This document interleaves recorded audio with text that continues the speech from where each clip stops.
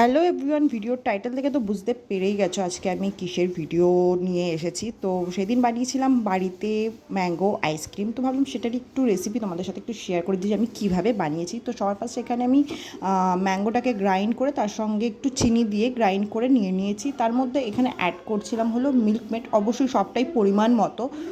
সব কিছু এখানে আমি পরিমাণ মতো নিয়ে নিয়েছিলাম। আমি এখানে 2টো আম নিয়েছিলাম, আমি সেই হিসাবেই সব কিছু দিচ্ছিলাম। তো তোমরা যেরকম পরিমাণের আম নেবে সেই পরিমাণেরই সব কিছু অ্যাড করবে বুঝে। তারপর আমি দুটোকে ভালো করে মিক্স করে নিয়েছিলাম। আর দেখতেই পাচ্ছ কালারটা চেঞ্জও হচ্ছে, মানে ডার্ক ইয়েলো থেকে একটু হালকা ইয়েলো কালারের এটা চেঞ্জ হচ্ছে। তো সেটাকে আমি ভালো করে ততক্ষণ মিক্স করছিলাম যতক্ষণ না পুরো দুটো একসাথে মিশে যায়।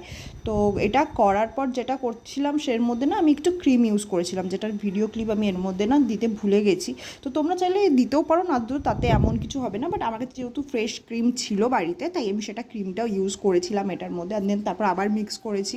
করার পর পুরোটাকে আমি এরকম একটা কন্টেনারের মধ্যে নিয়ে নিচ্ছিলাম।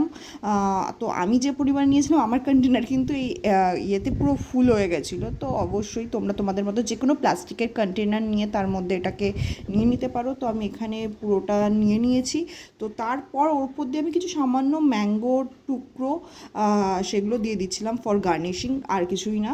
আর অবশ্যই খেতে কিন্তু তার জন্য ভালোও লাগছিলো, তো তোমরাও দিতেই পারো। ওপরে আমি কন্টেনারটাকে আটকে 6 থেকে 7 ঘন্টার জন্য ফ্রিজে রেখে দিয়েছিলাম। আর তারপর যেটা করেছিলাম, আমি ভিডিও নিতেই ভুলে গেছিলাম যে আইসক্রিমটা কেমন অ্যাকচুয়ালি দেখতে হয়েছিল। তো আমি এর জন্য এখানে কিছু ফটো অ্যাড করে দিয়েছি। আর লাস্টে কিন্তু আইসক্রিমটা খেতে দুর্দান্ত হয়েছিল, দেখতেই পাচ্ছ গরমের জন্য গলেও যাচ্ছে। তো ভীষণ সফট আর ভীষণ সুন্দর হয়েছিল। তো তোমরা চাইলে এটা ট্রাই করতেই পারো। অবশ্যই কমেন্ট করে জানিও যে কেমন লাগলো ভিডিওটা।